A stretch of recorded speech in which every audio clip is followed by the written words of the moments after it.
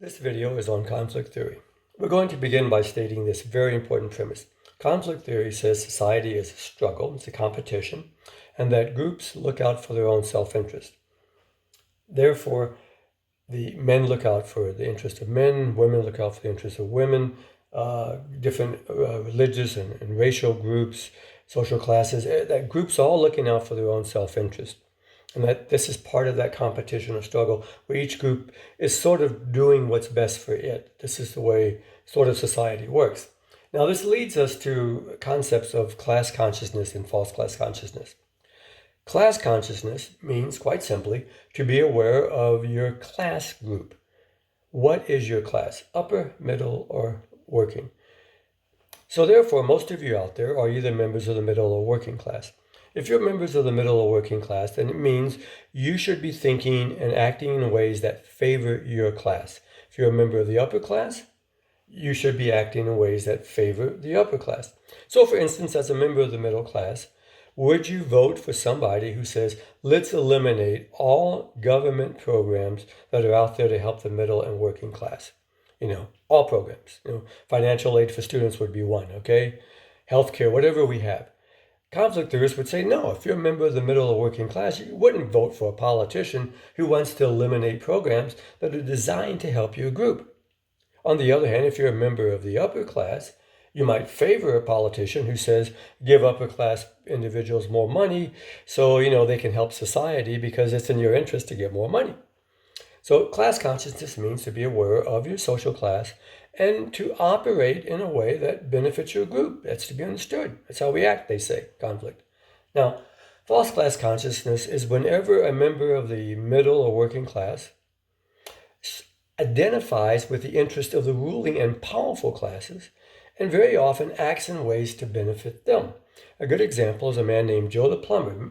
Back in 2008, when Obama and McCain were running for president, this man that became known as Joe the Plumber confronted Obama because he didn't like Obama's proposal to raise taxes on people making more than $250,000 a year. He thought it was unfair to tax these individuals who were making more than $250,000 to raise their taxes. Thought it was unfair. But here's the point. Joe the Plumber was not making $250,000, nowhere near it. He was making $40,000 a year and he's complaining. Now, why was he complaining? Because see, here we have false class consciousness. Why is a person who's making $40,000 upset because we're going to raise taxes on somebody making over $250,000? I guess it's because, my guess, that Joe the Plumber thought one day he was going to be a wealthy man.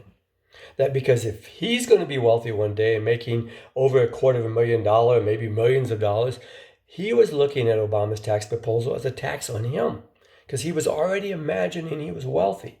And this happens a lot, and it leads a lot of individuals in the middle and working class to start thinking in ways that don't benefit them, but benefit the wealthy and benefit the ruling class. Another example is that several years ago, there was this politician who proposed having an inheritance tax in which wealthy families and wealthy individuals could only leave so much money to their children. Anything above that would be heavily taxed, and the money raised would go for programs for the middle and working class.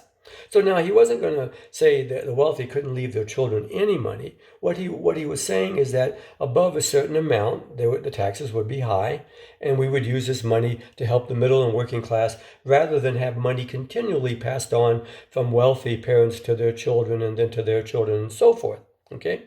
So he did a poll afterwards to see if the middle and working class liked his idea, and guess what? They didn't. The wealthy didn't like it. That's understandable. It was against their own social class interests. But the reason the middle and working class didn't like it, take a guess? Because they thought, do you get it? That one day they might be wealthy. And that therefore, if we tax the wealthy, they might be like taxing them. People may have been thinking, well, what if I'm going to leave each of my kids, $20 million and the government's going to tax anything over $5 million and tax it heavily? God, I won't be able to leave my kids $20 million apiece. But here's the irony in this. How many people out there in the middle and working class are going to be leaving their children so much money in the millions upon millions of dollars that they're going to have to worry about an inheritance tax? It's not going to happen. Unless you win the lottery, get real lucky, most people in the middle and working class are not going to be leaving that much money to their children. Many people live their whole lives in debt, and they don't have anything hardly to leave to their kids. But the point was, we see an example here of kind of false class consciousness, where the middle and working classes were already thinking, hey, I might be rich one day. And because I might be rich one day, I don't want to have this inheritance tax on people that, have millions upon millions, and these days billions of dollars, because what if I get to be that rich? The false class consciousness can cause members of the middle and working class to actually vote against and act against their best interests, and instead act in the interests of the powerful and the wealthy. I'd also like to talk about conflict view on prostitution. The functionalists, as you remember, looked at prostitution as meeting a need of serving a purpose. Conflict theorists, on the other hand, are going to look at prostitution through the power relationships between men and women. They're going to look at what I would call sexual ideology, a way of thinking about sex. And remember on the film that I did earlier, I said, why is it that we do not have more men out there selling themselves to women? Why is prostitution basically mostly women selling their bodies to men, or in some cases, gay men selling their bodies to men? Why is prostitution so one-sided to meet the needs of men?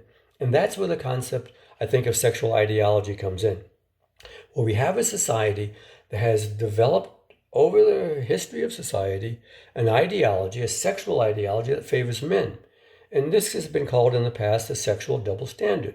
We have a double standard that gives men more sexual freedoms than it gives women. And when it comes to prostitution, I think what we start seeing here is that males as a group feel more comfortable in what might be called casual sex, because prostitution is usually casual sex, right, than women would feel comfortable. And I use an example in my class where I ask a male, I say, hey, if you met the movie star of your dreams, this beautiful woman of your dreams, and she wanted to have a one-night stand with you, would you do it? I just, and yeah, a lot of guys go, yes. Then I say, in the next morning, if she left and said goodbye, would you feel bad? And the guys go, no. And I said, why wouldn't you feel bad? And they go, because she was a beautiful woman and she wanted to have sex with me. I don't feel bad. I said, would you feel like a whore? They go, no, I'm not a whore. I had sex, But then I pose the same question to the females. I'd say, look, what if you met the male movie star of your dreams, a person that, you found really attractive, and they wanted to have a one-night stand? Would you go for it? Would you feel bad the next day?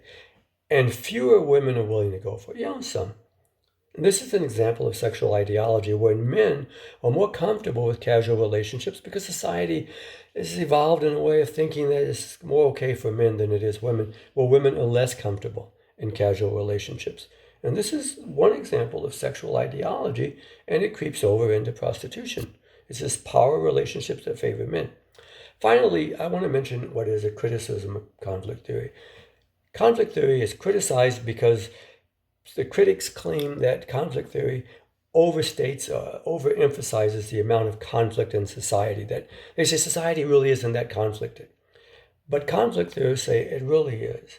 You may not always notice it and you may not always see it, but it's there. There is tension and there is struggle going on in society, and sometimes we're not aware of it until something happens. And I think recently with Mr. George Floyd, we saw this.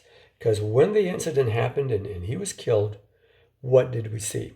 When Mr. Floyd died, and there was a video of that, we started to see that there was a lot of simmering dissatisfaction and issues in our society in terms of racial injustice. And when Mr. Floyd died, this simmering feeling and struggle of racial injustice came out, and we saw it in all the demonstrations that occurred all over the country. So therefore, conflict theorists say, yeah, society really is that conflicted. We just don't always notice it, but it's there.